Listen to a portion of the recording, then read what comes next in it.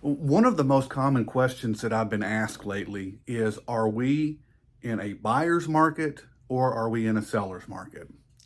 The rise in interest rates have certainly affected some change in the market over the past year and a half, that's for sure.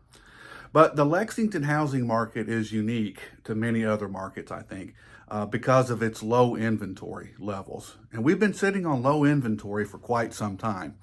Although the inventory has risen slightly, we've gone from 1.6 months of inventory in March of 2022 to just a little over 2.1 months of inventory in March 2023.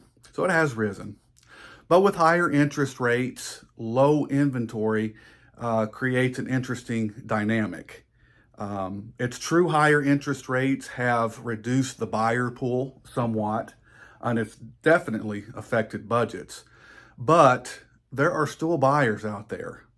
However, there's not plenty of inventory, especially in that $250,000 and under price point, which remains really competitive. We have seen a cool down in home appreciation rates as well. Last year or year and a half ago, they were anywhere from 18 to 24% or higher in some neighborhoods. Now, home appreciation rates have settled into the single digits in most neighborhoods. The good news is that's still solid and it's still in positive territory.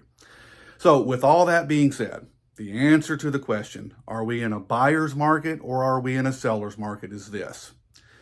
We are still in a seller's market simply because home values are continuing to rise, albeit slower, and we're sitting on historically low inventory levels. However, buyers definitely have more power than they ever had before, or especially in the short term. Negotiations are back on the table for buyers, and they are finding themselves in less multiple offer situations. And homes can be negotiated as far as values go and prices right now. So that's good news on both fronts. So are we in a buyer's market or a seller's market? In my opinion, we're in a seller's market, but there's good news on both sides of the issue. If you have any questions, feel free to comment. Let me know in the comment section below.